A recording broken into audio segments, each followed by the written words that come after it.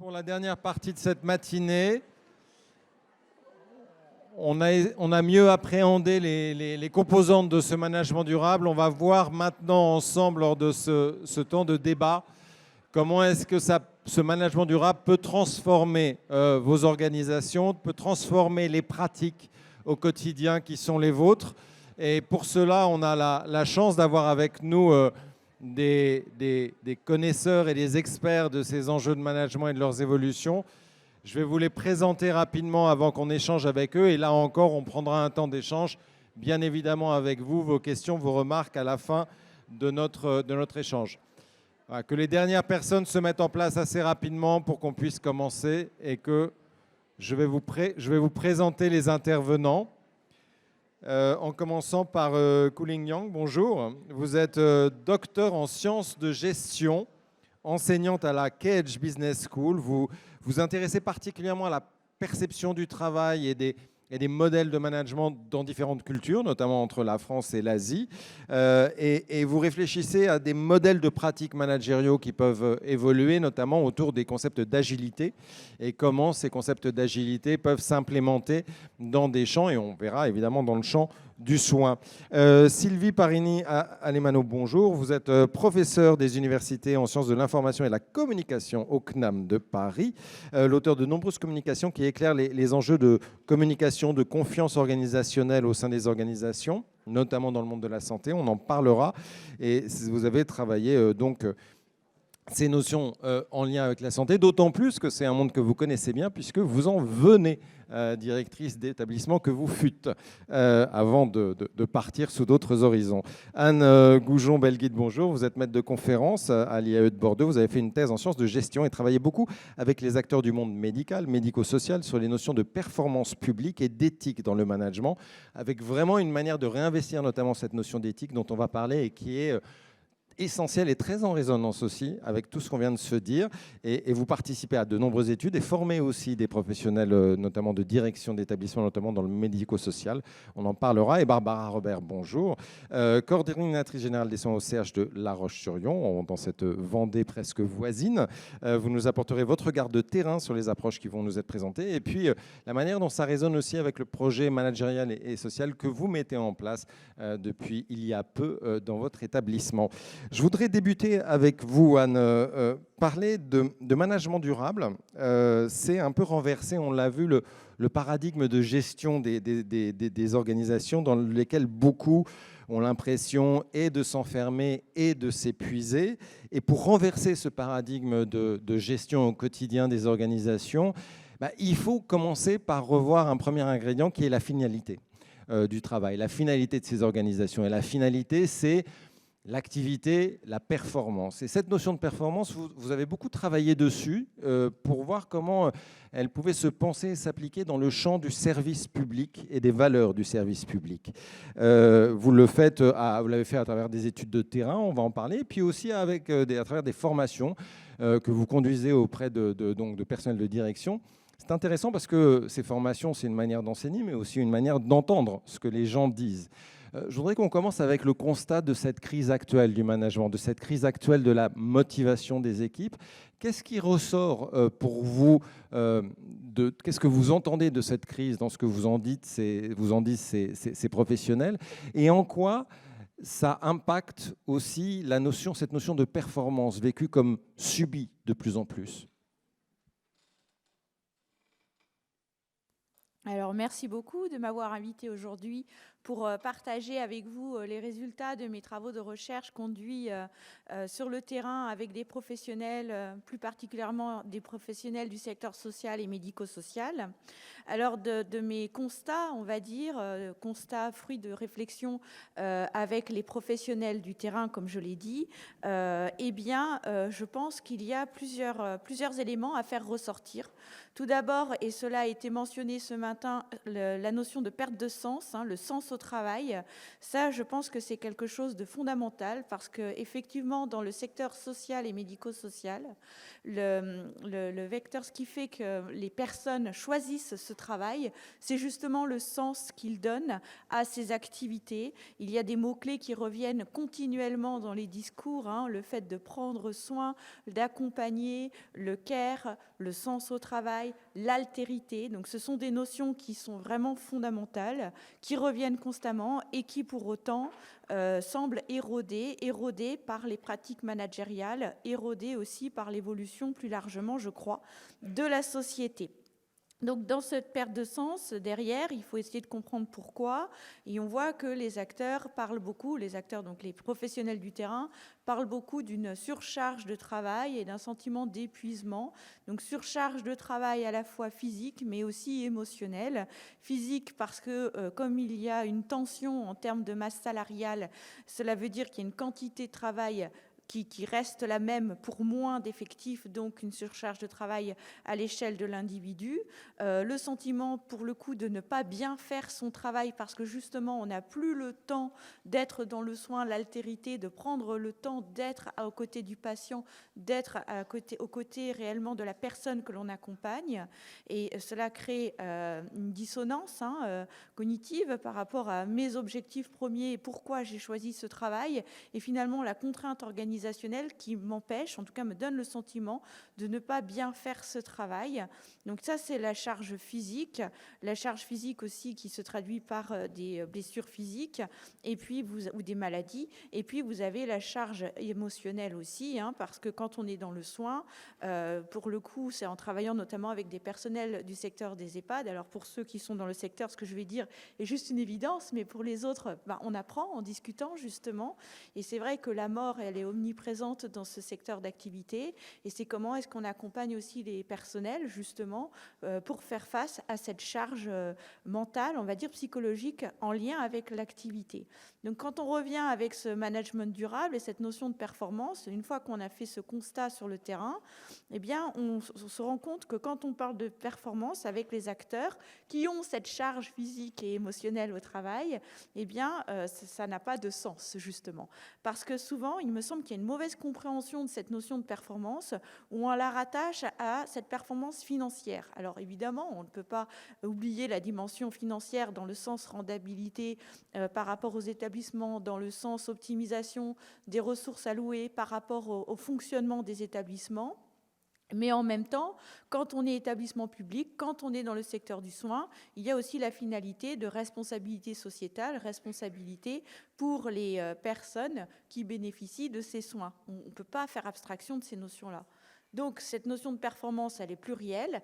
Il y a la performance financière, mais celle-là, je la mettrai un peu de côté dans le secteur du soin et je m'attacherai plutôt à la notion de performance sociale, sociétale et environnementale. Dans le secteur du soin, moi j'irais plus sur le sociétal et le social. Social parce qu'on le voit, il y a une crise au niveau des ressources humaines, métiers qui ne sont pas attractifs, difficultés du fait de la charge physique et émotionnelle au travail, et puis aussi réorganisation constante, et donc comment est-ce qu'on trouve sa place dans ces structures qui évoluent sans arrêt. Et sociétal parce que le soin, c'est aussi un service que l'on apporte à une société, et il est certain que des citoyens qui sont bien pris en charge par la société, ce sont des citoyens qui peuvent être innovants, créer de la valeur, être performants sur leur poste d'activité du secteur privé par exemple. Donc les liens, ils sont très étroits et le secteur du soin a vraiment une place fondamentale dans la société. Il convient de redonner du sens par des indicateurs qui soient plus en correspondance avec la finalité première de ces organisations-là.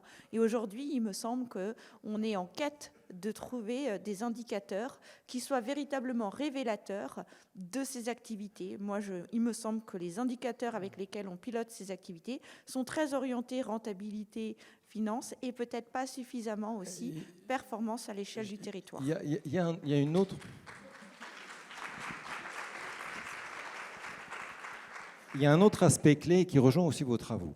La performance, aujourd'hui, elle est subie, vous le dites, par ces indicateurs qui sont plutôt sur de l'activité, on va dire, et du financier. Et la première question que posait Franziska Karolewicz tout à l'heure, la dernière réponse était l'efficience. sur la manière dont ils pensaient le management durable. Donc ça dit bien aussi des choses par rapport à ça. Il y a un deuxième aspect qui fait que dans le secteur du soin particulièrement, la performance est une notion subie, c'est que la performance, elle est liée à l'activité, mais elle est conditionnée aussi par le risque, par un environnement extrêmement sécuritaire, où il faut gérer des risques, où on peut commettre des erreurs à tout instant. Et vous le travaillez, vous l'avez beaucoup analysé dans vos travaux, la manière dont on vit ce rapport au risque, ce rapport à l'erreur. Et là aussi, il est différent d'une personne à l'autre, mais il est géré là aussi de manière un peu unilatérale par des procédures, des protocoles, des indications qui vous disent comment faire, etc. Et là aussi, c'est une sorte de schéma qui paraît subi. Est-ce qu'il y a un enjeu aussi pour reprendre la main, pour réinvestir cette performance, à réinvestir aussi cette notion du risque? La gestion du risque, surtout dans le secteur des soins, est évidemment fondamentale. Ça a été évoqué aussi ce matin, sur comment est-ce que finalement on gère les risques et les protocoles, les process qui sont mis en place pour maîtriser la dimension du risque. Alors j'aurais deux niveaux de réponse. D'un point de vue organisationnel et structurel, il y a des choses quand même qui sont mises en place depuis déjà au moins 5 années, même un peu plus, sur la traçabilité des événements indésirables graves. Et il me semble que c'est une révolution. Alors évidemment, quand on le vit de l'intérieur, ça semble une évidence, mais enfin, pour avoir échangé avec les acteurs, mais de l'extérieur, ça peut sembler étrange, parce que quand on est par exemple patient et qu'on va à l'hôpital, on veut pas qu'il y ait d'erreur. Et pour autant, l'erreur est humaine et elle fait partie aussi donc de l'hôpital, elle fait partie du secteur du soin, elle fait partie du secteur social. Donc donner un espace de réflexion pour penser ces erreurs d'un point de vue organisationnel et mettre en place des dispositifs qui permettent de renforcer justement la sécurité des soins apportés aux patients, c'est juste fondamental. C'est porté par la HAS, c'est porté par la ARS et c'est porté aussi par les établissements de santé qui aujourd'hui mettent en place des dispositifs de traçabilité de ce qui est qualifié d'événements indésirables graves, c'est-à-dire des erreurs qui sont commises. Ce qui me semble particulièrement intéressant, c'est l'approche qui est retenue de considérer que l'erreur, elle est multifactorielle et on arrête de penser que c'est en lien avec une faute professionnelle. Alors, je ne parle pas évidemment d'une attitude, mais ce n'est pas tellement ce que l'on va rencontrer dans le secteur du soin. Je parle véritablement d'une erreur. Elle est multifactorielle. C'est peut-être une surcharge de travail, c'est peut-être un problème d'organisation au sein du service, c'est peut-être... Enfin, il y a tout un tas de facteurs qui expliquent cela. J'ai dans mes articles de recherche recensé des événements bien précis avec des couleurs, des codes couleurs où on peut se tromper de flacon, dans le dosage, etc. Donc il y a plein de choses qui ressortent du terrain et on voit que c'est une problématique qui aujourd'hui est regardée en face par le secteur du soin et on essaye d'apporter des solutions. Alors dans mes travaux, j'avais montré qu'on gérait donc le paradoxe qui émerge dans le secteur du soin. Paradoxe entre à la fois, puisque je veux renforcer la sécurité des soins, mets en place cette traçabilité des événements indésirables graves et je demande aux gens de jouer le jeu et de remonter cette information, sachant que ce n'est pas encore partagé totalement par tous les acteurs. Mais enfin, on essaye de le mettre en place.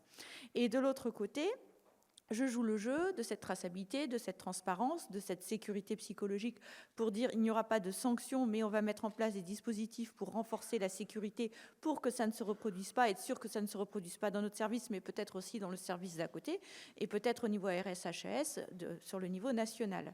Et donc, ça, c'est intéressant, mais il y a un paradoxe quand même, c'est que derrière, il y a un risque de judiciarisation de l'établissement si les familles, par exemple, portent plainte par rapport à des erreurs qui ont été commises dans le cadre du soin. Et ça représente un coût aussi pour le secteur de la santé. Donc comment est-ce qu'on va arbitrer entre nécessité de transparence et de l'autre côté, nécessité de protéger l'établissement contre les risques de judiciarisation?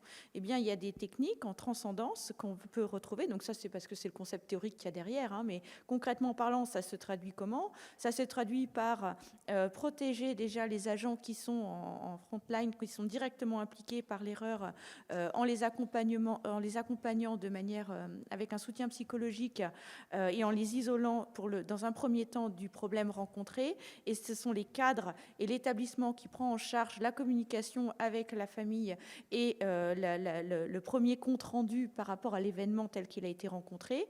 Et dans un deuxième temps seulement, donc un temps T+1, on va réintégrer, en général c'est 6 mois, réintégrer l'agent dans la discussion pour justement faire un retour à froid par rapport à ce qui s'est passé, essayer d'envisager des solutions, ou en tout cas des mesures correctrices de manière collective. Donc ça, c'est vraiment très bien. C'est très important parce que véritablement, on est dans un univers où la performance est conditionnée aussi par cette prise de risque, avec, vous le dites, le fait d'avoir un cadre qui fasse que les gens, quand ils remontent les informations et les alertes, ne soient ni jugés ni stigmatisés, et puis où on reconnaisse, et ça vous travaillez beaucoup dans vos travaux, on va le développer, la sensibilité au risque de chacun. Tout le monde n'a pas la même appréhension du risque, la même capacité à aller au-devant des risques et des erreurs. Donc ça suppose une approche managériale à proprement parler. Et vous avancez un concept qui pour vous est très important pour répondre et pour redonner un peu sens à cette notion de performance, c'est la notion d'éthique. Et c'est intéressant parce que dans les organisations, l'éthique, ça reste encore tout de même quelque chose sectorisé, périphérique, le truc en plus, quoi. Quand on a un peu de temps, on fait de l'éthique. Vous dites, ça représente une réponse à la quête de performance, véritablement. En quoi est-ce que cette notion d'éthique peut apporter une réponse à la quête de performance et apporter aussi cette notion que vous développez qui est fondamentale de sécurité psychologique? Pour que les gens innovent, il faut que dans cet environnement de performance, d'activité, de saturation et de risque, ils soient dans cette situation de sécurité psychologique. En quoi l'éthique est le bon levier pour ça? Oui, alors il y a deux concepts et deux notions qui sont complémentaires. Je commencerai peut-être par celui de concept de sécurité psychologique. Donc c'est un concept qui vient des travaux de Chris Argyris, qui ont été développés ensuite par Amy Edmondson, et qui montre que finalement l'organisation peut créer, donc par le levier managérial, créer les conditions pour que les collaborateurs puissent s'exprimer et dire quand il y a eu des erreurs.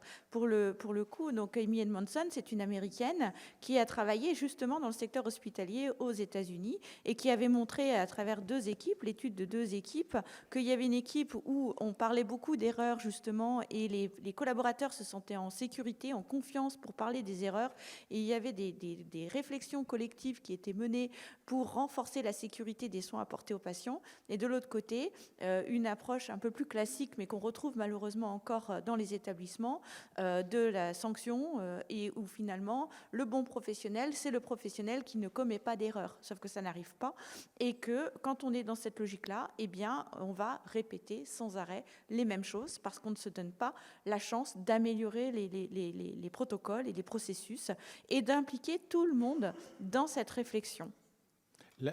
Vous pensez et vous posez autour de cette notion d'éthique qui apporte un cadre d'échange, de discussion, de regard. On disait tout à l'heure, les gens n'ont pas l'impression d'être regardés, de regard sur la réalité. C'est une belle notion. Faut-il encore l'ancrer, l'incarner et l'ancrer? L'ancrer déjà, l'ancrer où? Quels sont pour vous les cadres des lieux où on peut réinvestir le champ de ce dialogue et parler de manière assez libre de ces enjeux de sécurité, de risque, de performance, d'activité? Alors, il y a le niveau sociétal, je dirais déjà, parce qu'on voit beaucoup de reportages et de médecins qui parlent justement des erreurs. Il y a des témoignages, il existe des témoignages. Il y a un reportage qui a été fait à Paris il n'y a pas longtemps qui s'appelle « Que reste-t-il de nos erreurs ?», qu'on peut trouver très facilement sur YouTube et qui est vraiment très intéressant. Personnellement, moi, j'en parle aussi dans mes cours aux professionnels parce que ça me semble une voie nouvelle, quelque chose qui apporte des... Ça, c'est dans la société, mais concrètement dans un établissement? Dans l'établissement, ce sont les managers, formation des managers, accompagnement des managers, pour qu'ils soient eux-mêmes, on nous parlait d'exemplarité, dans une approche d'exemplarité. Alors, dans un autre contexte que le soin, pour le coup, là, on était plutôt dans les mutuelles, il y avait un manager qui parlait des slapetto et rapetto. Alors ça, vous voyez, c'est pas du tout académique, c'est vraiment du professionnel. Et j'ai trouvé que c'est très intéressant, où elle disait, quand on a réussi quelque chose, on va le fêter ensemble, donc c'est slapetto, elle appelle ça comme ça. Elle disait, on va ouvrir le champomis. Et quand on a essayé quelque chose de nouveau, alors là, c'est dans un autre champ, c'est pour ça qu'il pouvait faire des choses nouvelles, et qu'on s'est raté dans l'initiative qu'on a prise, on va faire les rapettos, et là, on ouvrira le champagne, parce que c'est un boulevard d'apprentissage de pratiques nouvelles. Ce qui est intéressant, c'est que vous dites qu'en effet, c'est une manière de penser un nouveau leadership. Vous parlez du management de l'erreur, et c'est un concept assez inspirant. On y reviendra peut-être dans les temps des questions. Et puis vous dites, en effet, dans la vie d'un établissement, il y a des moments qu'on peut dédier à ce redialogue de l'éthique, si je puis dire. Ce sont les briefs quotidiens, ce sont les instances de régulation qui servent généralement un peu à à se regarder un peu et à parler de manière très réglementée. Ça peut devenir des lieux de discours. Et vous dites une autre chose que je trouve très intéressante, vous dites ça peut être des lieux où le manager peut prendre le lead, mais il peut y avoir d'autres acteurs, des psychologues peuvent être présents, pas forcément au manager de faire tout le job dans ces instances-là. Est-ce que ces moments-là sont des moments à réinvestir et est-ce qu'ils peuvent être réinvestis justement par une diversité d'acteurs ? Ah oui, complètement.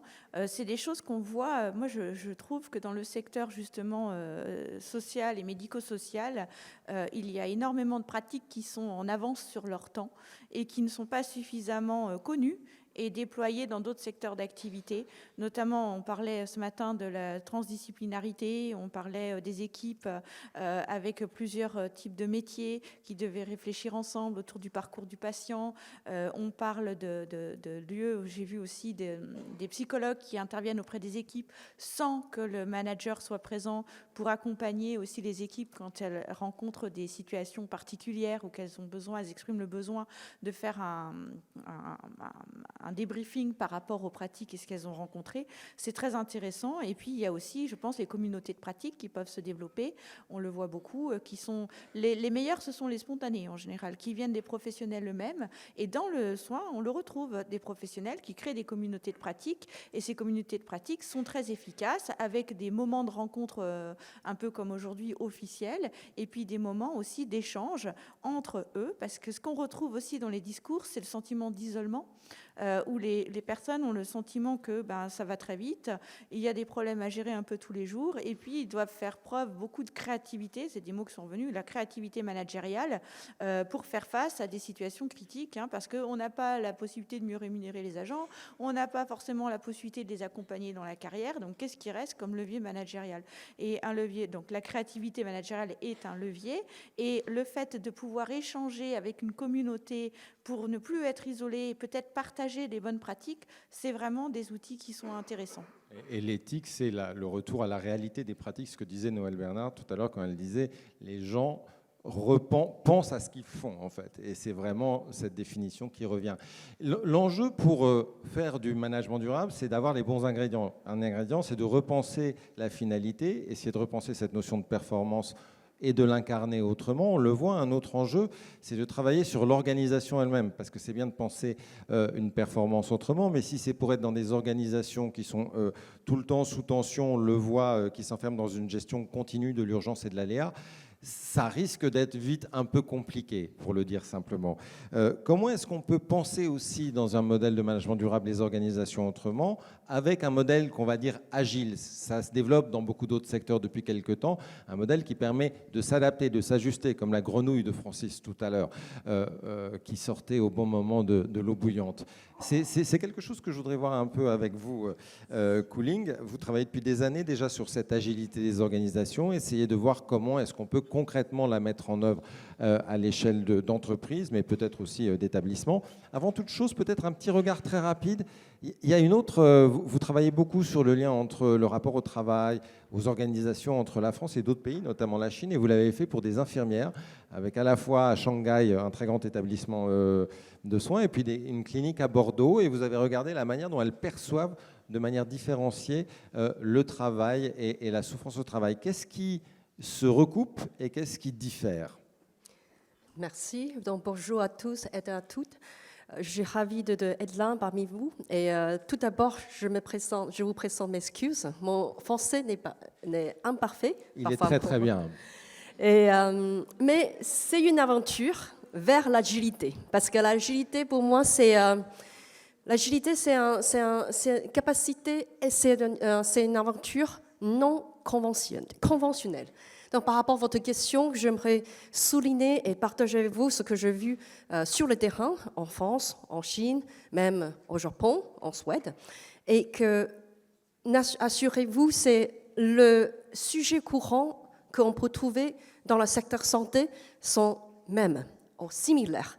Par exemple, comme les sujets, l'arrêt maladie, la pénurie d'infirmières et de médecins, ou soit c'est que la demande d'augmentation de salaire, ce sont les sujets courants qu'on peut trouver dans tous les pays que je peux observer.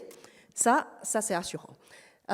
Et deux raisons principales qu'on peut trouver, c'est que, premièrement, c'est vrai qu'on constatait le vieillissement de la population, Souvent, les patients qui viennent à l'hôpital, ils ont des pathologies plus complexes qui nécessitent plus de soins et ressources pour l'assurer, mais sauf qu'on a les ressources limitées aujourd'hui.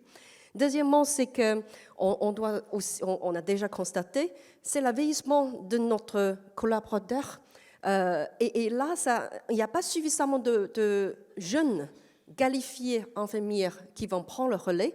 Et ça se fait que la ressource limitée ne peut pas assurer le soin de continu. Et deuxièmement, c'est que la nature de travail dans le secteur santé, ce n'est pas du tout comme dans l'autre secteur, on peut voir. Et là, cette nature, ça donne le travail plus épuisé et moralement et physiquement. Et de ces deux parties de raison, j'aimerais dire ça, je peux le trouver dans le terrain que j'ai pu travailler avec. Mais il y a des choses différemment et très intéressantes parce que je suis très intéressée par rapport à la motivation au travail. Et quand je fais les études comparatives entre les motivations entre les pays, et que, en fait, pourquoi on travaille et les motivations au travail ne sont pas les mêmes. Par exemple, en Chine, je trouve que le travail comme l'infirmière, c'est plutôt un travail très attractif. Pas seulement parce que le salaire est très bien présenté, mais aussi qu'ils pensaient que travailler comme l'infirmière, ça peut porter les connaissances sur les soins pour eux-mêmes et pour la famille. Et pour leur famille et pour leurs proches. Mais en France, c'est comme tout à l'heure, Anne, elle a bien évoqué, ce matin aussi, on a déjà entendu, en France, le sens au travail, la valeur au travail, sont très importants pour chaque collaborateur quand vous travaillez dans le secteur de santé. Et ça, c'est mon travail. Ce slogan est toujours trouvé parmi tous les Français, la plupart des Français que j'ai rencontrés dans l'entreprise ou dans le secteur de santé. Et deuxièmement, je pense que la différence, je puis trouver, c'est que la culture ne sont pas les mêmes. La culture de la niveau du pays, la culture de l'entreprise ou de la culture de l'établissement. Par exemple, ici, on parlait de la culture collectivisme, ou la culture individualiste, ou soit c'est que tout à l'heure, on a évoqué, est-ce qu'on a la préférence d'éviter l'incertain? Si cette préférence d'éviter l'incertain est très haut dans votre établissement, certes, la conduite du changement ou le chemin vers l'agilité, peut-être c'est plus loin et plus complexe. Et dernièrement, que j'aimerais souligner ici, c'est le contexte institutionnel.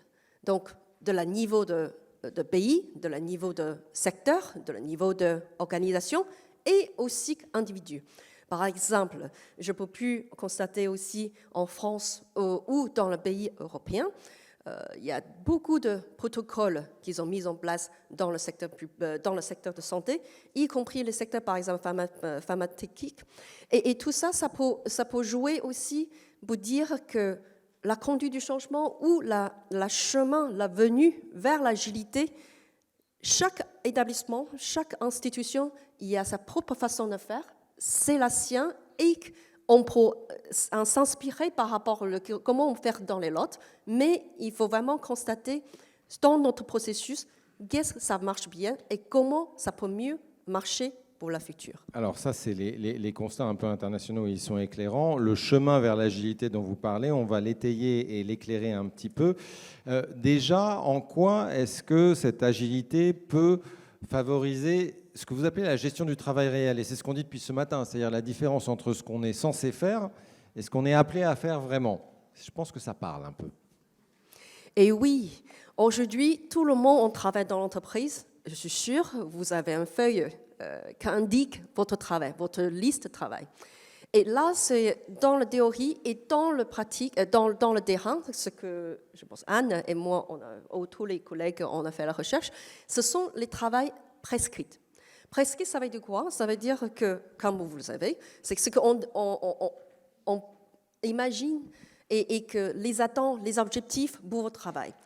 Mais ça, super, ça c'est un guide pour le déroulement du travail.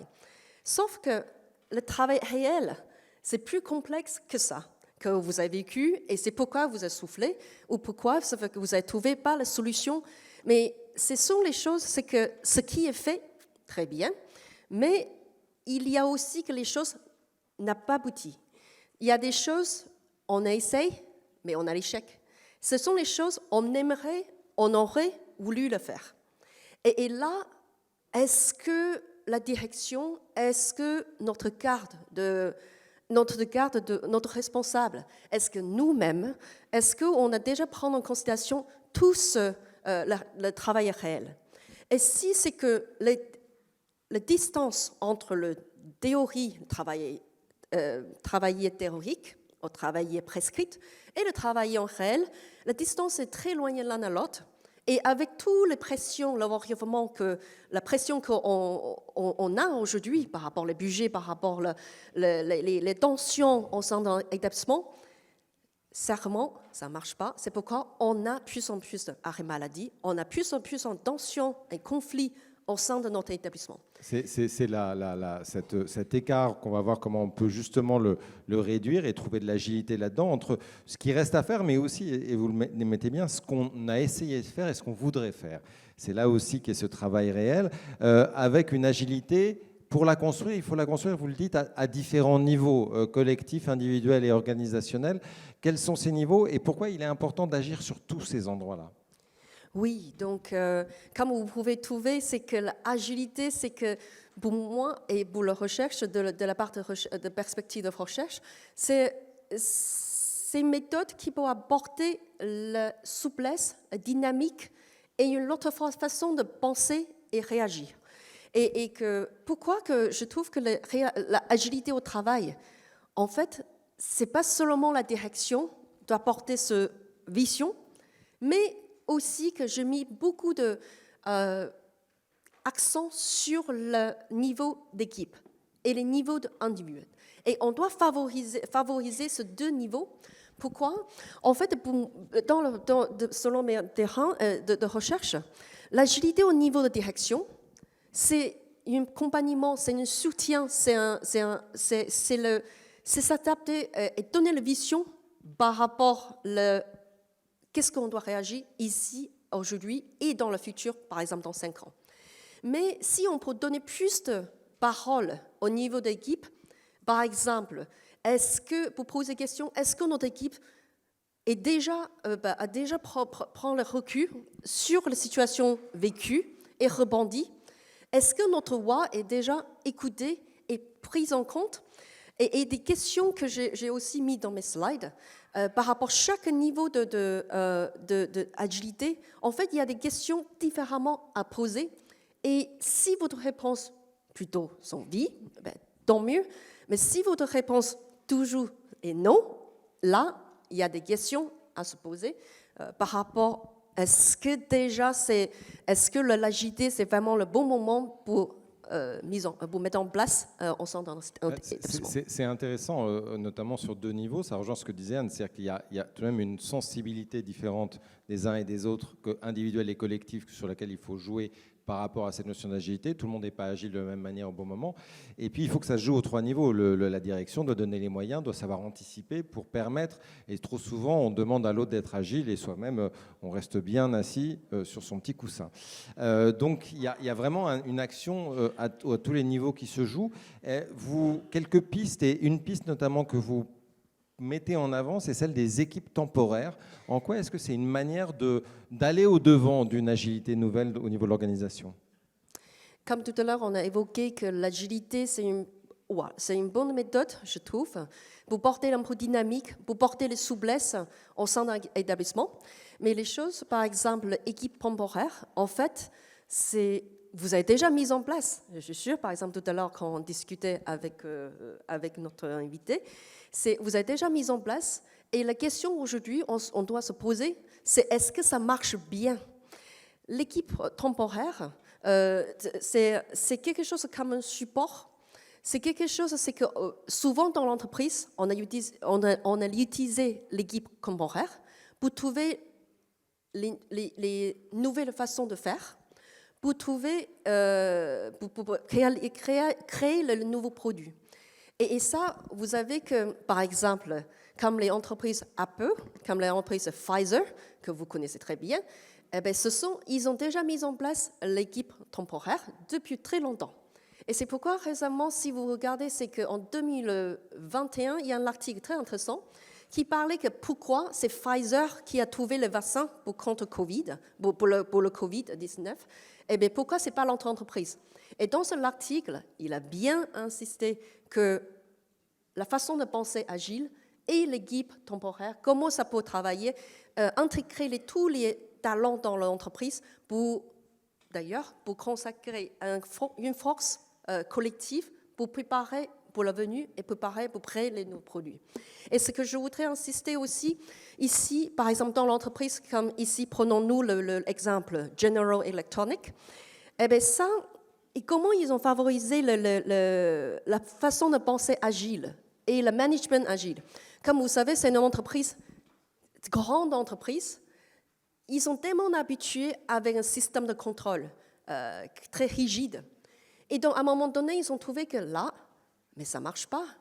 On n'a pas suffisamment de transparence, on n'a pas suffisamment de flexibilité. Comment on peut répondre aux tous besoins de notre client, tous nos besoins des consommateurs? Et là, parmi les premières choses qu'ils ont fait, ils ont mis en place ce feedback de connaissances et de contribution est très intéressant. Pourquoi? En fait, c'est que General Electronic, ils ont mis en place une application antenne informatique. Bon, tout début, beaucoup de résistance par rapport à cette application. Mais petit à petit, ils ont trouvé, c'est très intéressant en fait, c'est qu'ils ont mis en formation pour dire, est-ce qu'on a déjà suffisamment apprécié l'un à l'autre notre travail?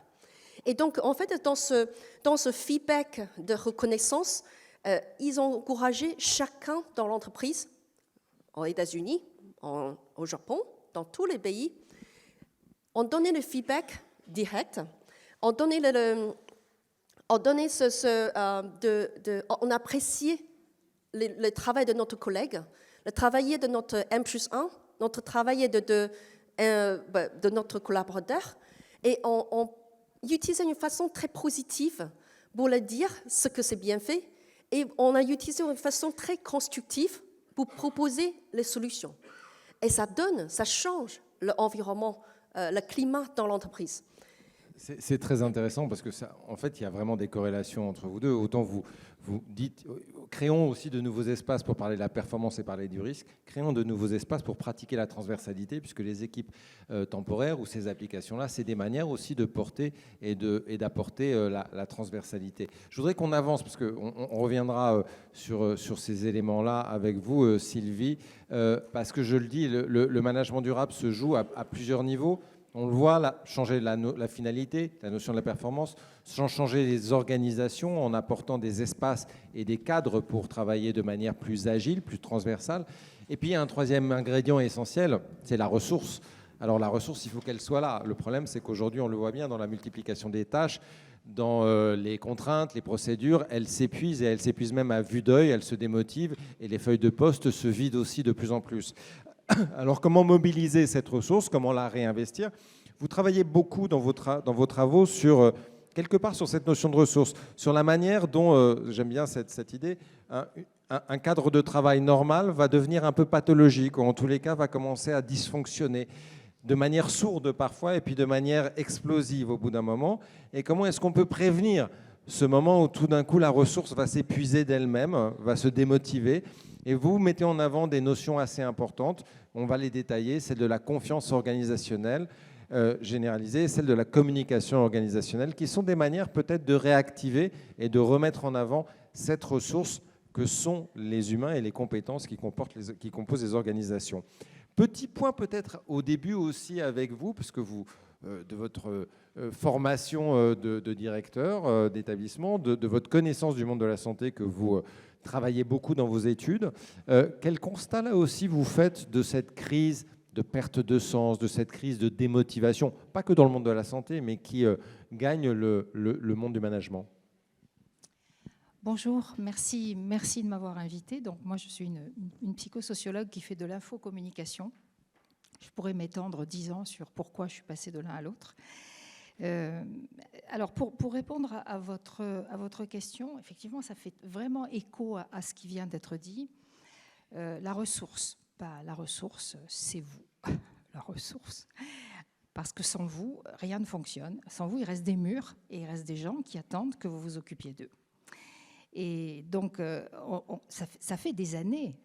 On va presque dépasser le siècle pour dire que c'est là-dessus qu'on travaille. En disant que le professionnel est celui qui fait fonctionner la machine. Bon. Et alors, qu'est-ce qu'on fait face à cette chute de motivation? Alors, M. Karolewicz en a parlé vraiment très bien. Vous avez voté pour le mieux vivre au travail, qui apparaît majoritairement. Vous vous souvenez de ça? Et donc, ça veut dire que... Alors, on veut mieux vivre au travail, ben, ça veut dire qu'on n'y vit pas bien, alors. Ben, sinon, on ne voterait pas pour ça. Et vous ne vivez pas bien dans vos espaces de travail. Et si les conditions matérielles y sont pour quelque chose, on en est tous là, dans les institutions publiques, vraiment, eh bien les conditions relationnelles, elles tiennent une grande importance. Et c'est plutôt là-dessus que je fais un focus, sur les conditions relationnelles, en essayant de penser que la communication, c'est pas que de la parole, c'est pas que de se croiser, c'est autre chose, et c'est bien plus profond. Et la communication est en connexion avec la confiance. On ne communique pas bien avec quelqu'un en qui on n'a pas confiance. Cherchez tous les exemples dans votre tête, vraiment, vous allez trouver ça. Et on va pouvoir l'étendre. Alors, on peut penser que le manque de reconnaissance dont on a beaucoup parlé, l'absentéisme, la désertion du milieu de la santé pour nombre de professionnels qui quittent des gens qui sont des professionnels, qui ont travaillé, infirmiers, infirmières, ils changent de métier, c'est stupéfiant. C'est stupéfiant parce qu'en sociologie, le métier de la santé, c'est ce qu'on appelle un métier à pratique prudentielle. C'est-à-dire c'est un métier qui fait partie des métiers importants dans le panel des métiers. Ah, là aussi, on pourrait discuter, mais je pense qu'intuitivement, tout le monde comprend pourquoi. Et donc, évidemment, ce sont des indicateurs de crise et de crise du management. Il ne peut pas y avoir de crise organisationnelle sans crise du management. Mais c'est bien plus complexe que ça, et les systèmes institutionnels sont des systèmes complexes, ou plutôt sont des systèmes dans la complexité. Alors, je vais citer Edgar Morin. J'espère que vous le connaissez, parce que quand même, il a 100 ans. Il est passé à la grande librairie à 100 ans, avec une forme extraordinaire. Et donc, c'est lui qui décrit la complexité. Donc voilà, globalement, témoin de crise du management, mais de crise générale organisationnelle. Il y a une notion, peut-être à détailler très rapidement, mais elle est importante. Vous dites, en fait, beaucoup, les gens ne sont plus regardés. Ce qu'on dit depuis ce matin. N'ont l'impression de plus être vus, ne plus regardés dans leurs compétences, dans leur capacité à porter, à changer les choses. Et vous dites, et c'est important pour les managers, en fait, un des vices de ça, c'est la notion du contrat de travail. Parce qu'en fait, ils vont continuer à fonctionner alors qu'ils ne vont pas bien, parce qu'ils ont dans ce contrat de travail des principes un peu anthropologiques qui sont des routines sur lesquelles ils peuvent continuer à vivre alors que ça ne va plus du tout. Et généralement, quand ça saute à la gueule, c'est trop tard pour agir. Qu'est-ce qui fait qu'il y a besoin de prévenir, mais d'agir avant qu'on vous dise que ça ne va pas, parce que c'est déjà trop tard ce moment-là? Alors, si vous voulez, oui, cette notion de contrat, elle est biface. Évidemment, on signe tous un contrat de travail.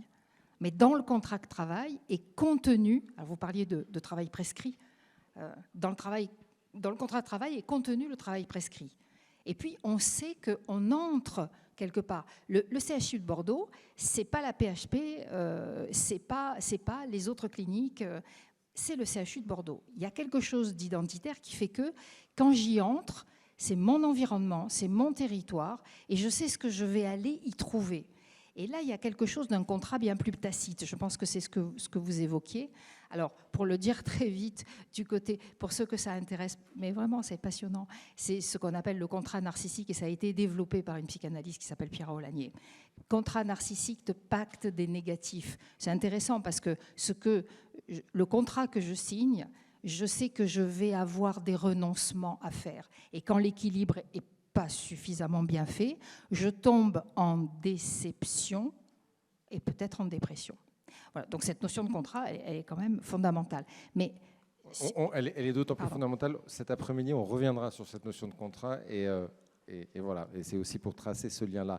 Face à cette crise, vous mettez en avant donc des notions fortes, à commencer par cette notion de confiance organisationnelle généralisée, qui permet de reconstruire le lien et de prévenir, d'agir à temps aussi. En quoi est-ce qu'elle consiste et comment est-ce qu'elle fait résonance avec cette crise dont on parle? Alors, très rapidement, parce que j'en ai déjà parlé, on va penser l'organisation comme un système complexe, c'est-à-dire avec tout un tas d'éléments qui sont censés être interconnectés.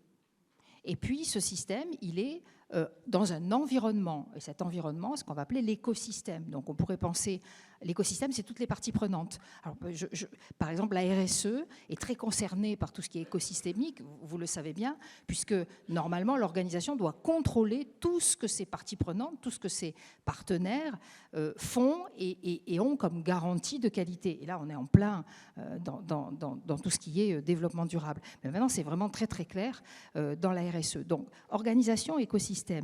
Mais cette idée de confiance organisationnelle généralisée, elle a été j'ai choisi de citer Luhmann, elle a été développée par Luhmann, qui donne des nouveaux outils de compréhension de nos interactions sociales et l'idée de coopération. Dans la confiance, il y a la coopération, il faut le penser comme ça. Et donc, lui fait une lecture du caractère paradoxal des engagements qui définissent les individus. Donc, ça nécessite une continuité managériale. La confiance, ce n'est pas un effet one-shot. La confiance, c'est quelque chose qui se prolonge dans la continuité. Je ne peux pas systématiquement aller vérifier si je peux avoir confiance. Donc, vous voyez qu'on va à un moment donné être dans un climat de confiance ou non. C'est aussi une adhésion axiologique. Axiologique, c'est tout le système des valeurs. Une adhésion axiologique à un individu, sauf que ça dépend des valeurs de l'individu. Et donc, juste pour me donner une idée, parce que ça va vraiment vous parler, c'est pas tant, par exemple, à tel médecin qu'à la médecine que je fais confiance pour identifier les symptômes d'une maladie. La médecine en général. La confiance personnelle que j'accorde à tel médecin, et qui peut concerner sa bienveillance, sa patience, sa gentillesse, etc., n'a pas réellement les mêmes objets que ma confiance générale en la médecine. Les individus qui bénéficient du transfert de confiance que je vais opérer sur eux, c'est un transfert de confiance systémique. Eux incarnent une autorité fonctionnelle. Et là, c'est important parce que ça veut dire que chaque individu qui a une autorité qui me permet de lui faire confiance, et l'autorité peut être aussi latérale. Vous travaillez en équipe, vous ne travaillez pas seul, vous êtes en hôpital, donc vous n'avez pas choisi de travailler seul, et du coup, vous avez vraiment confiance, vous avez vraiment besoin d'avoir confiance aux différents membres de l'équipe. Quand vous faites des transmissions, par exemple, il ne faut vraiment pas que quelqu'un se trompe parce que vous allez perpétuer l'erreur. On a parlé d'erreur tout à l'heure. Évidemment qu'elle est collective, l'erreur, puisqu'on a accepté de coopérer. Donc, juste pour terminer sur cette idée de confiance, je ne reviens pas sur le système complexe que vous pouvez voir sur la diapo. La confiance organisationnelle, elle a une influence sur l'implication et la citoyenneté des professionnels. Et donc, il y a des indices de confiance. Les Américains adorent ça. Il y a tout un tas de questionnaires à remplir. Moi, je parle ici d'un ressenti, d'une perception de la confiance qui fait agir avec facilité. Qui fait agir avec facilité dans son institution, sans avoir l'idée que je vais être jugé ou que je vais être négligé, ou mieux, ou pire, sanctionné. Et donc, cette sensation de confiance, c'est pas la peine de la mesurer. On peut la mesurer comme vous faites pour la douleur, hein, de 0 à 10. Hein, mais c'est plutôt une imprégnation. Et donc, cette confiance, elle accroît la performance individuelle et collective. Elle accroît la performance au travail par la qualité de l'implication et par la citoyenneté. Alors, qu'est-ce que c'est cette citoyenneté ? C'est un peu ce que disait Noël Bernard ce matin. C'est vraiment faire dans l'organisation comme on fait à la maison. Et donc, ça implique le respect des individus les uns pour les autres, le respect de soi-même, on en a parlé, et aussi le respect pour l'organisation. Faire dans l'organisation comme on fait chez soi. Et ça, sans une confiance organisationnelle généralisée, ça ne peut pas devenir. Donc, à vrai dire, moi, finalement, je ne vous parle que des conditions pour que ça advienne. Avec un enjeu pour les managers de positionnement par rapport à cette notion de confiance. Oui, oui, bien sûr, les managers sont obligés. Alors, on a parlé d'exemplarité et on a parlé d'éthique. Donc, les managers sont obligés de se positionner très clairement. Je vais en parler, mais je voulais aussi dire que dans cette approche communicationnelle de la confiance, il en va bien sûr de la responsabilité individuelle et collective. Et puis, dans un environnement, votre environnement, il doit être co-construit dans la logique des savoirs expérientiels. Et là, je pensais, vous savez, aux bullshit actions. On a parlé des jobs, bullshit jobs. Là, je parlais des bullshit actions. Je ne vais pas le dire en français, ça fait moins vulgaire en anglais, mais c'est vraiment tout ce que vous faites qui est absurde. Et donc, d'un point de vue managérial, il y a aussi l'impératif pour le manager de prendre en compte finalement tout ce qui se fait. On a parlé du travail prescrit, très bien, celui-là, il est cadré, c'est votre fiche de poste. Et on a parlé de ce travail qu'on va faire tout en halo et en dehors de ça. Et là-dedans, dans ce travail, il y a des bullshit actions qui doivent être identifiées et neutralisées par la confiance que l'on fait au savoir expérientiel. Ce qui revient à ce qu'on disait tout à l'heure, faire remonter aussi les expériences négatives sans avoir peur de stigmatiser. Et pour le faire, il faut faire un truc assez simple, il faut communiquer. Et ça, c'est l'autre action et l'autre pilier, en quelques minutes qu'on le voit pour prendre après aussi les échanges avec la salle, c'est cette notion de communication organisationnelle, en quoi elle permet de restaurer, d'appuyer cette confiance et de restaurer ce lien. Alors, je vous laisse lire un petit peu ce qui est écrit. C'est un peu provocateur, mais c'est une théorie. La communication organisationnelle, c'est pas tout le marketing d'une organisation ou d'une institution. C'est une communication qui s'attache à l'organiser. Il y a quelque chose qui est organisé, nécessairement, sinon on ne pourrait pas travailler ensemble. Et elle est elle-même organisante par les dispositifs qu'elle va mettre en place. Alors les dispositifs, ce sont des éléments, vous avez parlé des communautés, ça peut passer par exemple sur des plateformes collaboratives où on va déposer des expériences et utiliser en collaboration les expériences des uns et des autres. C'est ça. La communication organisante, et ça doit être favorisé. Encore une fois, on revient à la confiance. Si les conditions ne sont pas réunies pour que cela se passe, eh bien cela ne se passe pas. Alors, c'est un peu comme sur un bateau où on a un capitaine, et le capitaine, c'est le pilier. C'est le pilier de cette organisation, puisque c'est lui qui va autoriser, favoriser, accepter, écouter, récupérer ce dont on parlait tout à l'heure, les savoirs expérientiels. Et il va déléguer et il va offrir des délégations actives au cadre intermédiaire. Et ces délégations actives, elles sont fondamentales. Ça va se poursuivre comme ça à tous les niveaux. Alors, dans cette perspective, il y a une jolie phrase que j'ai entendue de Jim Taylor, qui est un Canadien, qui dit « L'organisation est un tissu de communication. Et dans ce tissu de communication, il y a de l'humain et du non-humain.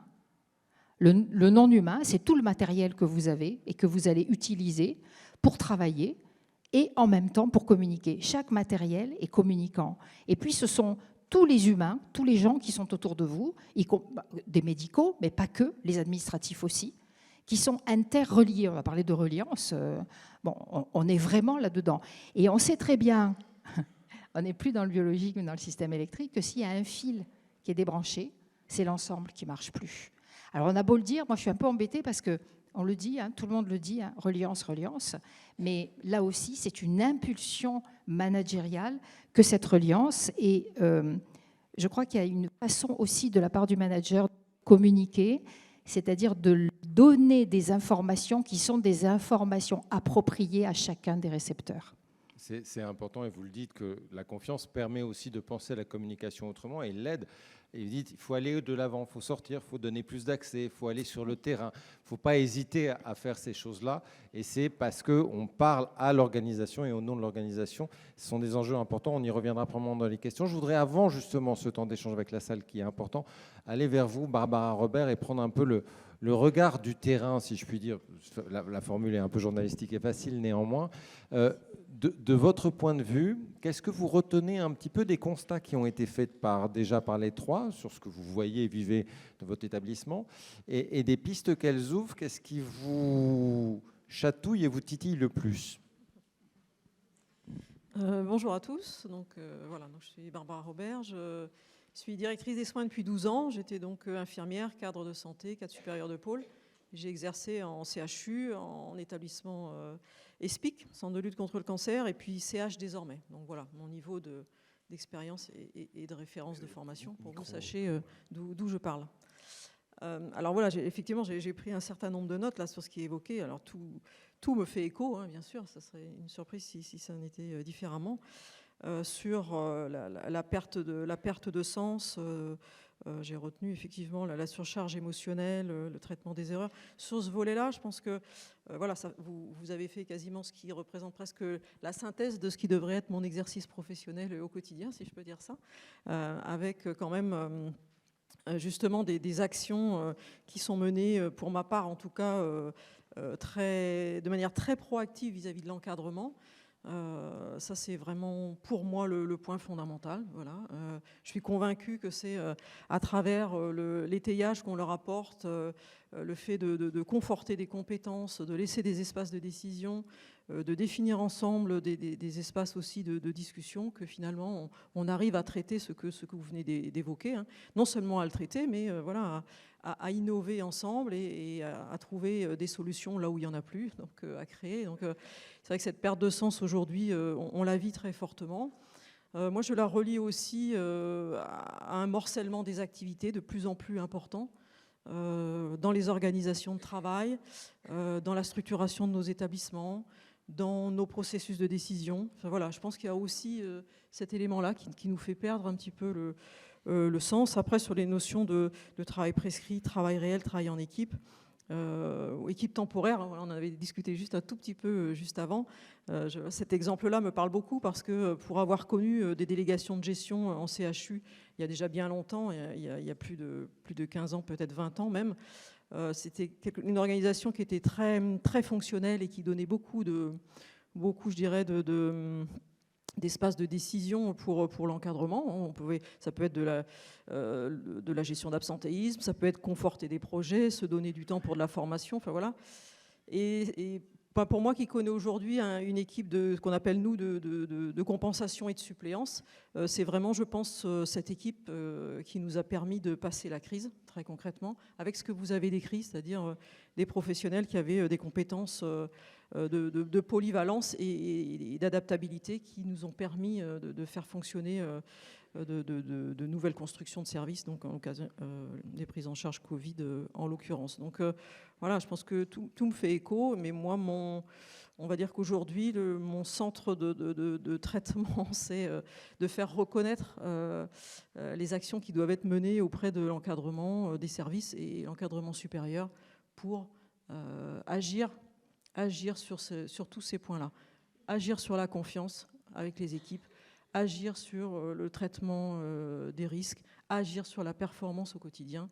Et je suis plutôt très confiante parce que voilà, je pense que quand justement on essaie, comme l'a dit tout à l'heure monsieur, quand on est authentique dans son management, quand on a envie, quand on laisse des espaces. Après, c'est toujours une négociation dans des collectifs qui sont tellement importants. C'est une négociation, mais je pense que voilà, on a de beaux jours devant nous. Je dis, il y a des ingrédients. Alors, l'ingrédient de repenser la finalité, l'ingrédient de repenser l'organisation, l'ingrédient de repenser et réinvestir aussi la ressource. Mais après, il faut faire convergence de tout ça aussi. Et c'est un peu ce que vous essayez de faire aussi à travers votre activité depuis longtemps. Dans le précédent établissement, vous avez beaucoup porté les IPA notamment. Et là, vous avez porté dans cet établissement un projet managérial soignant assez fort, assez innovant, qui est parti du fait qu'à la base, vous avez une équipe de managers existants, pas forcément très expérimentés, avec des situations de plus en plus complexes. Donc, il fallait un peu outiller tout ça, puis sortir d'une approche un peu verticale existante, une histoire qu'on voit dans beaucoup d'établissements. Ce qui est intéressant, c'est la manière dont vous avez porté et engagé un peu ce projet-là, autour d'une approche socle qui est l'intelligence collective, bien évidemment, mais qui est d'abord de travailler sur des valeurs. on se dit les valeurs, bon, voilà, on va en faire, et puis après, paf, à côté de la machine à café, à demain. Là, non, vous avez vraiment l'idée de travailler sur ces valeurs pour que ça devienne vraiment une incarnation collective. Comment vous avez travaillé dessus et en quoi c'est un point de départ très important de ce type d'approche-là?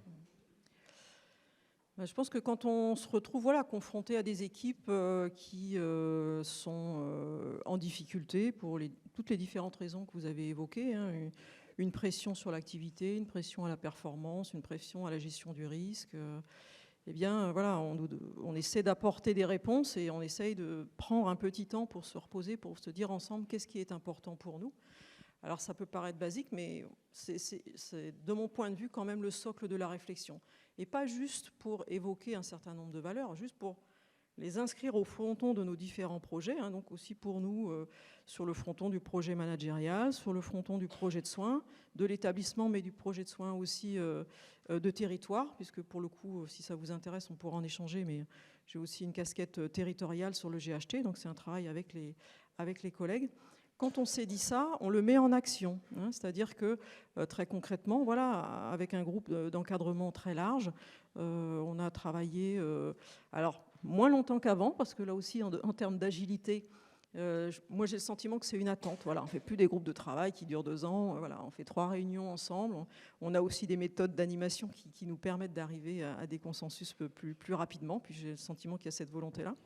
Et donc, voilà, ce groupe de cadres-là a identifié des valeurs. Bon, là, il n'y a pas forcément de nouveautés. Le respect, la solidarité, le sens des responsabilités, la satisfaction au travail. Voilà, 4 valeurs.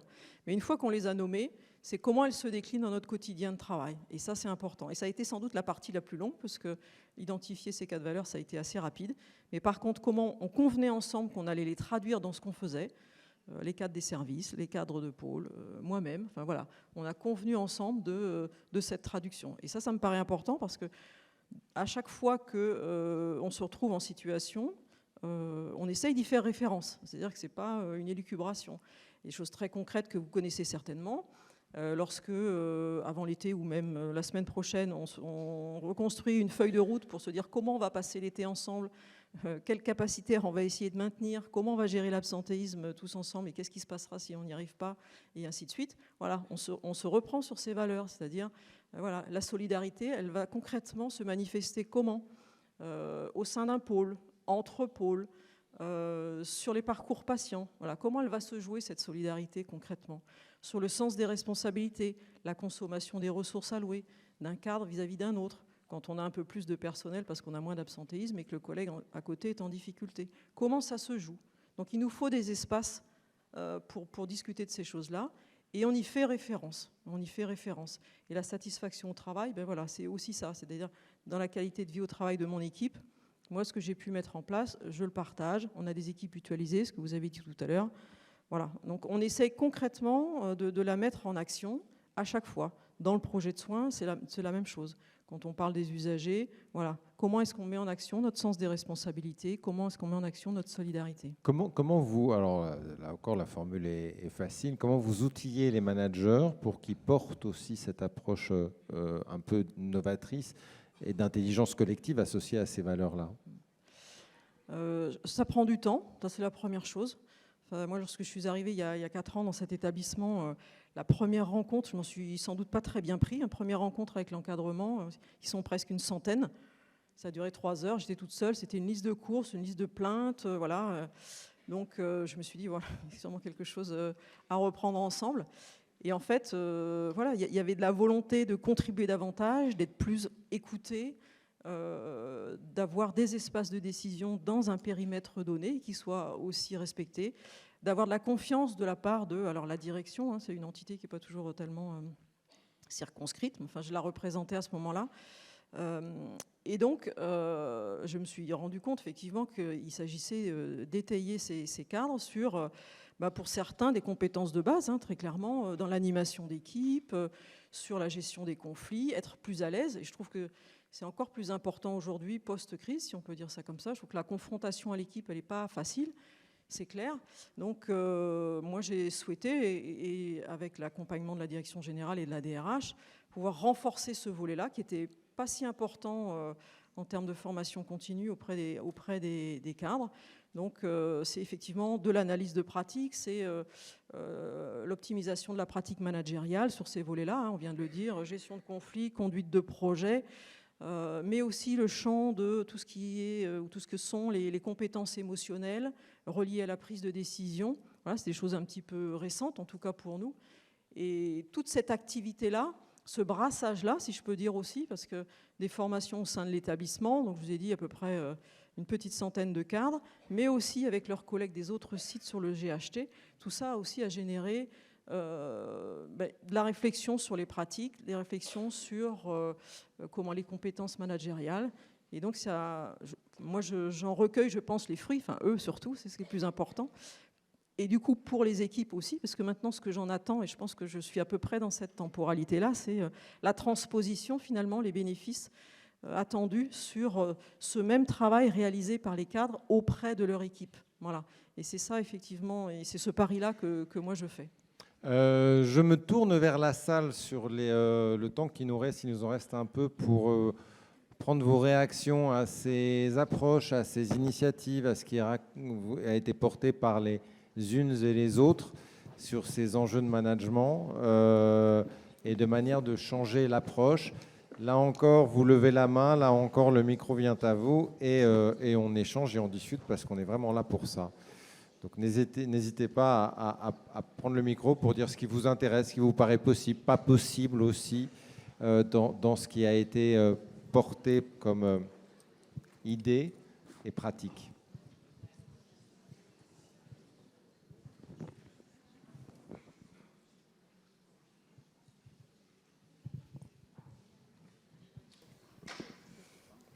Je voudrais intervenir sur la question du sens, justement, qui nous permet de tenir. Là, vous avez évoqué en fait le sens qu'on peut essayer de retrouver à l'intérieur du système auquel on appartient. Moi, je suis cadre depuis 2011. En gros, les contraintes, elles sont arrivées en 2008 avec la nouvelle gouvernance et le concept d'hôpital-entreprise. Et donc, j'ai le sentiment, avec les années passant, qu'on m'a demandé de chercher de l'air entre des oranges dans un bocal, après entre des perles dans un bocal, maintenant entre les interstices du sable. Enfin, c'est un peu le sentiment que j'ai, jusqu'à arriver à une organisation, enfin, peut-être à quelque chose de liquide. Et on parle des organisations liquides, justement, l'agilité. Je pense que tout ça, c'est lié. Mais si on peut aussi peut-être questionner le bocal en lui-même, c'est-à-dire que le bocal, le fait est qu'avec le temps, il se contraint aussi, il devient plus petit. Et le sens, on doit aussi le trouver à l'extérieur. Et on a un système de santé en fait qui s'appauvrit, et le sens, on le trouve aussi dans quel malade on soigne. Aujourd'hui, on ne soigne plus forcément les bons malades parce qu'on n'a plus assez, il y a une offre de soins qui est finalement qui se réduit.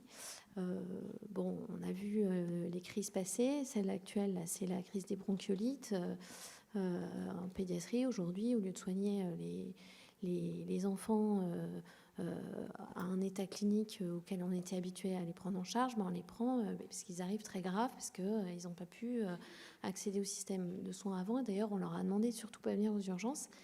Donc, je pense que tant qu'on a envie de rester dans le système, effectivement, le sens, il faut le chercher à l'intérieur. Mais quelle confiance on peut aussi avoir dans les politiques de santé et quels moyens on a pour rechercher le sens à l'extérieur et finalement pas quitter le navire. Voilà. C'est pas très optimiste ce que je dis, je suis désolée, mais je pense qu'à un moment donné, il faut aussi questionner le sens à l'extérieur. Voilà. C'est un regard et c'est un témoignage. Peut-être un autre en complément, puis je ferai réagir nos intervenants.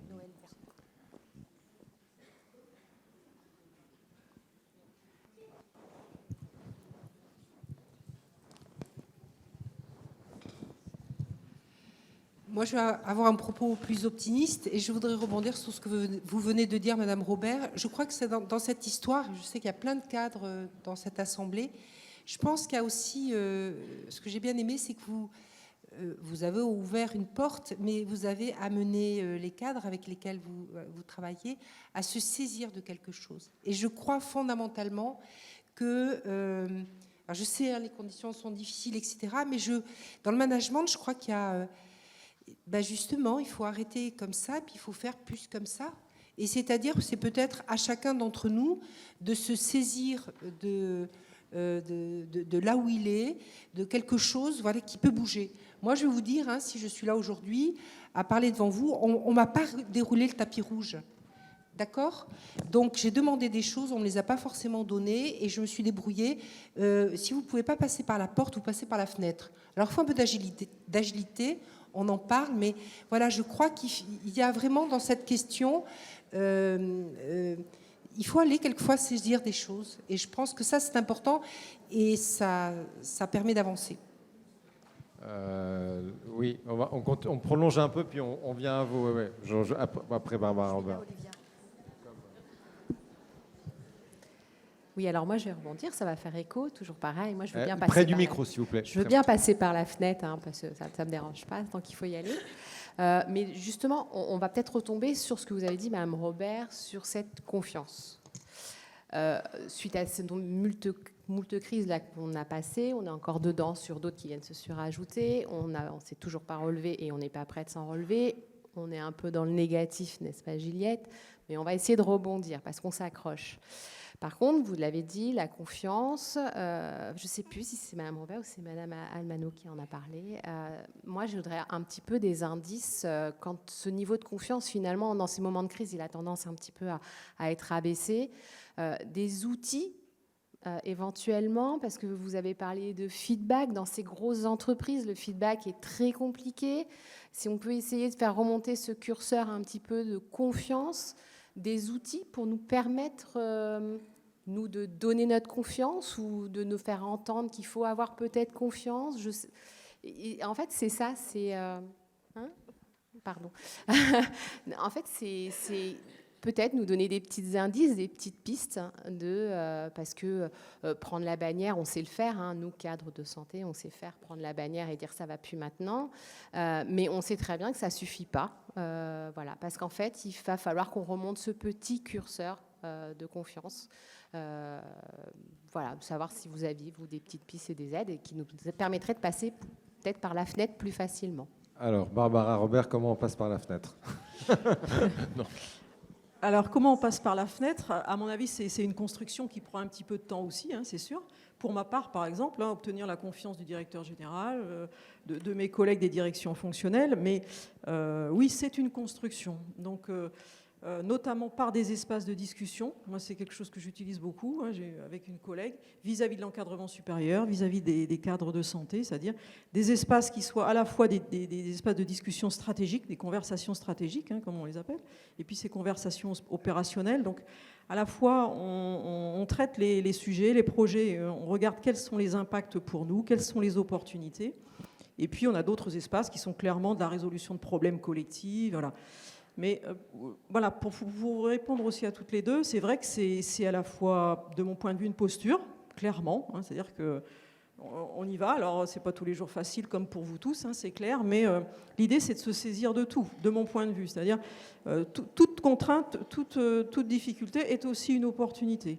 Donc, je travaille dans un département où, effectivement, la disponibilité médicale est quand même réduite, on va dire. Eh bien, effectivement, comme vous l'avez dit, aujourd'hui sur ce CH, on a 15 IPA, voilà, pas combien vous en avez, mais on en a 15. Sur le GHT, on en a 28. Donc, il y a un vrai engagement pour utiliser cette opportunité-là. On a fait donc aussi sur le modèle des équipes paramédicales d'urgence, on s'est engagé sur ce projet. Nous commençons à expérimenter des exercices partagés d'infirmières qui ont des compétences particulières, c'est-à-dire qu'elles exercent sur l'établissement support et une autre partie du temps sur des consultations avec des médecins sur un autre établissement. Donc on rentre dans toutes les portes, si je peux dire. Par contre, ça n'empêche pas qu'effectivement, je sais plus, je pense que c'est vous aussi qui l'avez dit tout à l'heure, il faut comment dire, ce qu'on va faire et faire ce qu'on dit. Et cette confiance, elle se traite tout au long de la crise, c'est-à-dire qu'on s'est dit, par exemple, voilà, eh bien, on connaît notre niveau notre capacité de gestion d'absentéisme. Je peux vous garantir qu'on va maintenir ces services ouverts. Voilà. On va maintenir cette filière ouverte. Il y a 15 jours, voilà, on travaillait avec les cadres supérieurs. Donc il y a sans doute ces dialogues de gestion que vous connaissez aussi, voilà, quels sont les projets qui vont être accompagnés. Moi, je trouve sincèrement qu'on s'est quand même éloigné des dimensions financières aujourd'hui. On en est plutôt à essayer de traduire notre responsabilité populationnelle, c'est-à-dire comment on va maintenir nos filières ouvertes, comment nos patients vont avoir une réponse à leur demande de soins. Et ça se traduit très concrètement. Et quand je disais le sens des responsabilités tout à l'heure, ça se traduit comment? Là, en ce moment, on sait que sur notre CH, on va pouvoir recruter sans doute une vingtaine d'infirmières. Les projets des différents pôles, c'est le double. Voilà. Donc on fait un travail préparatoire, eux-mêmes avec les cadres, puis à mon niveau avec les cadres supérieurs. Ils priorisent de leur côté. Il y a une discussion collective, voilà. Et il n'y a pas de surprise. On se dit, voilà, et on essaye de trouver des consensus. Et on le fait vivre. Ensuite, elles le font vivre, ils le font vivre au niveau de la direction des soins et la direction générale. Donc ça, et dans ces espaces de discussion-là, ça apporte de la transparence, ça apporte de la responsabilité, de l'agilité, comme vous disiez tout à l'heure, ça rend l'établissement très performant. Je voudrais peut-être rebondir très rapidement sur ce qui a été dit sur les outils. Alors, vous êtes des chercheuses, donc ce n'est pas forcément votre endroit d'apporter de l'opérationnel. Néanmoins, quand on dit qu'est-ce qu'on peut avoir comme outil pour aller vers cette confiance, pour aller vers ces modèles de dialogue, concrètement aujourd'hui, sans attendre que la direction décide qu'elle décide qu'elle ne décidera pas, voilà. Qu'est-ce qu'on peut répondre à ça? Je voudrais répondre à la première intervention où effectivement on a des injonctions et des prescriptions de l'État et donc du ministère de la Santé avec des réformes qui arrivent et avec lesquelles il faut composer. Et là je trouve que c'est tout à fait le rôle, la tâche, la responsabilité je dirais, du directeur de l'hôpital, que d'incarner finalement ces formes juridiques qui arrivent, de les traduire, de les transmettre et de les transmettre de sorte à ce qu'elles soient audibles. Alors ça, c'est son travail prescrit à lui. L'autre travail qu'il a en parallèle, c'est de rassurer les équipes parce que de toute façon, il va falloir faire avec. Alors, virgule, de toute façon, il va falloir faire avec. Et là, je reviens à ce que vous avez dit. C'est-à-dire qu'à un moment donné, il y a vraiment l'intérêt et d'avoir de la proaction. Alors, évidemment, quand on est épuisé, quand on en a marre, on dit « mais ça fait 150 fois que je suis proactif, la 151e, j'y arriverai pas ». Oui, c'est vrai. Mais à partir du moment où on a déjà une direction, et comme j'ai dit, cette communication, elle est multiscalaire, c'est-à-dire qu'elle descend à tous les niveaux. Et là, vous êtes un exemple, mais totalement édifiant, parce que en même temps, on a la sensation que vous avez été appuyé par la direction, mais en même temps, vous vous êtes débrouillé pour être appuyé par la direction. Enfin, donc, à un moment donné, dans son propre travail, vous savez, je suis prof au conservatoire, c'est une énorme machine, magnifique, mais dedans, vachement poussiéreuse, vraiment. Et alors, quand on veut faire quelque chose, on y va, parce que sinon, personne ne vient nous aider. Alors, on dit, on n'est pas aidé. J'entends ça sur cette idée d'outils. De choses opérationnelles. Est-ce qu'il y a l'une ou l'autre une réponse qu'on peut apporter? Et encore une fois, je le dis à l'endroit où vous êtes. Vous n'êtes pas des consultantes, vous êtes des chercheuses. Donc vous n'avez pas forcément à répondre à cela. Néanmoins, qu'est-ce que vous pouvez dire sur...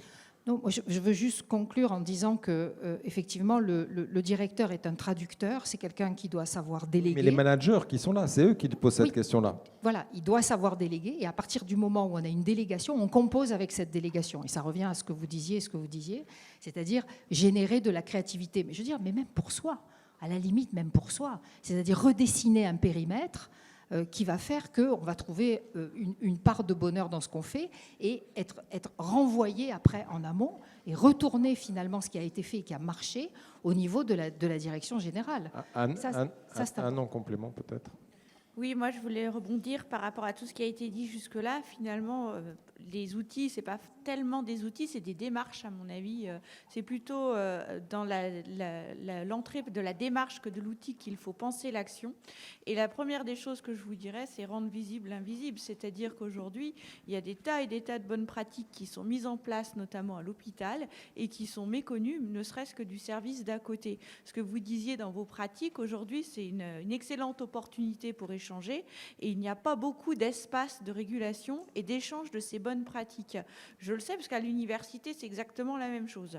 Pourtant, on pourrait dire on est dans l'espace par excellence du partage, qu'on partage très bien avec nos étudiants et entre nous, on n'est pas très bon. Alors, on développe plein de choses pour ça et on essaye vraiment de le faire. Et je pense que vous avez exactement la même problématique, ce qui veut dire rendre visible ce que vous faites. Il y a plusieurs façons. Il y a des critères, des indicateurs que vous pouvez trouver. Nous, à l'université, on est en train de les déployer aussi. À l'hôpital, il faudrait les déployer pour rendre visibles toutes vos actions et ce que vous avez pu apporter comme solution concrète par rapport aux problématiques rencontrées, aux soins apportés, qualité des soins de prise en charge, etc.